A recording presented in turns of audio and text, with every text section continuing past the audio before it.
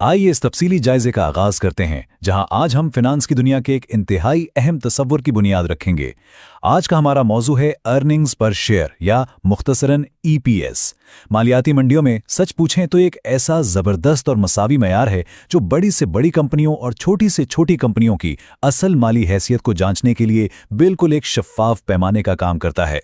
आखिरकार यही वो नंबर है जो हमें बताता है कि कोई भी कारोबार हकीकत में कितना कामयाब है। ठीक है, तो आइए इसमें गोता लगाते हैं। इस जायजे का खाका बिल्कुल सीधा सा है।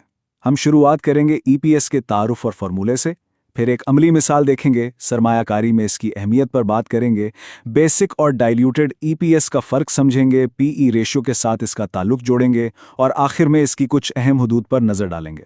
फिक्र की कोई बात नहीं, हम इस तसव्वुर की इमारत को बिल्कुल बुनियादी सतह से खड़ा करेंगे।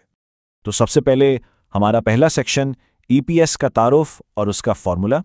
ईपीएस या अर्निंग्स पर शेयर बुनियादी तौर पर हमें बस ये बताता है कि कोई भी कंपनी अपने मार्केट में मौजूद हर एक शेयर पर कितना खालिस मुनाफा कमा रही है।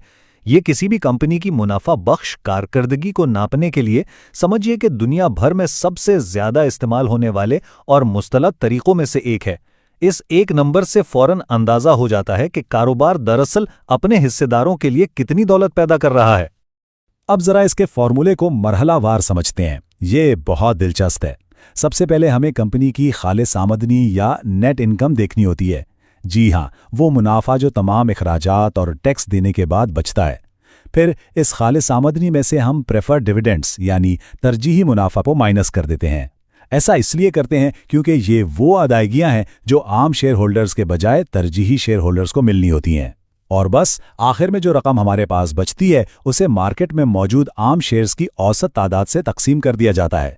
आइए अब दूसरे सेक्शन की तरफ चलते हैं, जहां हम एक अमली मिसाल की मदद से इसको मजीद वाज़े करेंगे। हम फर्ज करते हैं कि हमारे पास एक ख्याली कंपनी है जिसकी खालिस आमदनी 10 मिलियन यूरो है। इस 10 मिलियन में से 1 मिलियन यूरो तो तरजीही शेयर होल्डर्स के मुनाफे की मद में चले गए, तो पीछे क्या बचा? बिल्कुल 10 में से 1 निकाला तो आम शेयर होल्डर्स के लिए कुल 9 मिलियन यूरो बच गए। अब फर्ज किया जाए कि इस कंपनी के कुल जारी करदा शेयर्स की तादाद 3 मिलियन है, तो हिसाब बिल्कुल सीधा सा है। इस 9 मिलियन की रकम को 3 मिलियन शेयर्स पर तकसीम कर दिया जाएगा। और लीजिए, हमारे पास जो हतमी और शानदार नंबर निकल कर आता है वो है 3। इसका सीधा सा मतलब यह है कि इस कंपनी ने कामयाबी के साथ अपने हर एक शेयर पर बिल्कुल 3 यूरो का खालिस मुनाफा कमाया है। ये वाकई वो जादुई नंबर है जो हमें पूरी कंपनी की कारकर्दगी की कहानी एक झलक में सुना देता है। अब बढ़ते हैं अपने तीसरे सेक्शन की जानेब। आखिर सरमायाकारी की वसी दुनिया में इसकी इतनी अहमियत क्यों है? दरअसल बात यह है कि सरमायाकार इस एक नंबर की मदद से मुख्तलिफ और बहुत बड़ी बड़ी कंपनियों की कारकर्दगी का आपस में बेहद आसानी से मुवाजना कर सकते हैं। और हाँ, इससे कोई फर्क नहीं पड़ता कि उनका साइज क्या है। इससे ये ट्रैक करने में भी मदद मिलती है कि क्या वक्त के साथ साथ मुनाफे में वाकई कोई मुस्तकिल इजाफा हो रहा है या नहीं। और सबसे बढ़कर ये शेयर की असल कीमत का अंदाजा लगाने में बहुत मददगार साबित होता है। मालियाती दुनिया में ये एक माना हुआ उसूल है कि अगर ईपीएस ज्यादा हो या मुसलसल बढ़ रहा हो तो इसे एक इंतहाई जबरदस्त और मुस्बत इशारा समझा जाता है। चौथा सेक्शन है बेसिक और डाइल्यूटेड ईपीएस का। अब इस हिस्से के बारे में जो चीज़ वाकई बहुत दिलचस्प है वो ये है कि तमाम ईपीएस नंबर्स एक ही तरीके से कैलकुलेट नहीं किए जाते। तो बेसिक और डाइल्यूटेड ईपीएस में आखिर क्या फ़र्क है?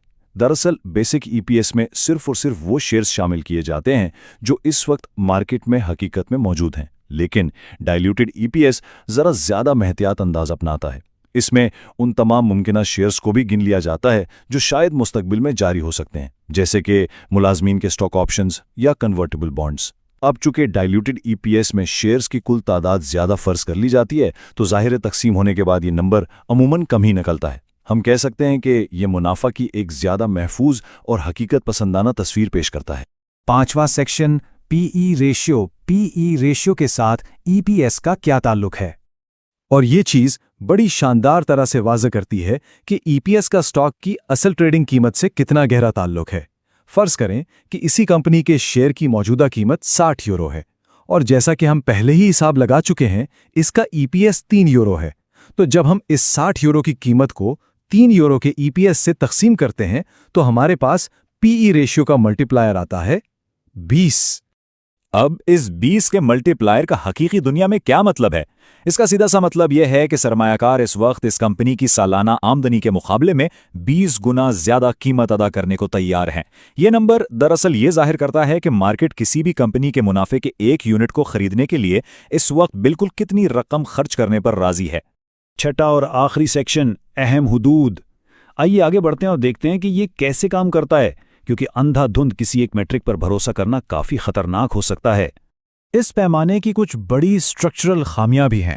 مثال کے طور پر کمپنیاں بعض اوقات اکاؤنٹنگ کے ہتھ کنڈوں سے اپنے منافع کو وقتی طور پر زیادہ دکھا سکتی ہیں۔ دوسری اہم بات، اس پورے حساب کتاب میں کمپنی کے کل قرضے کو تو مکمل طور پر نظر انداز ہی کر دیا جاتا ہے۔ اس کے علاوہ مختلف صنعتوں میں EPS کی سطح بہت مختلف ہو سکتی ہے، اور سب سے زیادہ حیران کن اور دلچسپ مالیاتی جادو شیئر بائی بیکس کا ہے۔ ہوتا یہ ہے کہ کمپنیاں مارکیٹ سے اپنے ہی شیئرز واپس خرید لیتی ہیں۔ ایسا کرنے سے مارکیٹ میں شیئرز کی کل تعداد سکڑ جاتی ہے، یعنی تقسیم کرنے والا نمبر چھوٹا ہو جاتا ہے، اور نتیجہ EPS کا نمبر اچانک سے بڑا اور شاندار نظر آنے لگتا ہے، بھلے ہی کمپنی کی اصل خالص آمدنی میں 1 روپے کا بھی حقیقی اضافہ نہ ہوا ہو۔ تو سب سے اہم اور بنیادی بات یہ ہے کہ ایک مکمل اور ہولسٹک تجزیے کے لیے ہمیں صرف EPS پر اکتفا نہیں کرنا چاہیے۔ پوری تصویر دیکھنے کے لیے دیگر چیزوں کو چیک کرنا بالکل لازمی ہے۔ مثلاً کمپنی کی مجموعی آمدنی یا ریونیو کتنا بڑھ رہا ہے، کیش فلو کی صورتحال کیا ہے، کمپنی پر قرض کا بوجھ کتنا ہے، اور پروفٹ مارجنز کیسے ہیں۔ یہ سب عناصر مل کر ہی اصل کہانی بیان کرتے ہیں۔ اس تمام جائزے کو سمیٹتے ہوئے ایک انتہائی غور طلب سوال ابھرتا ہے۔ اگر کسی کمپنی کا EPS تو مسلسل اور تیزی سے بڑھ رہا ہو، لیکن ساتھ ہی اس کا قرض بھی آسمان کو چھو رہا ہو، تو کیا واقعی وہ اسٹاک سرمایہ کاری کے لائق ہے؟ یقیناً یہ وہ بنیادی سوال ہے جو اگلی بار کسی بھی اسٹاک کا تجزیہ کرتے وقت سب کو تنقیدی انداز میں سوچنے پر مجبور کر دے گا اور ایک بہتر مالیاتی فیصلہ کرنے میں مدد دے گا۔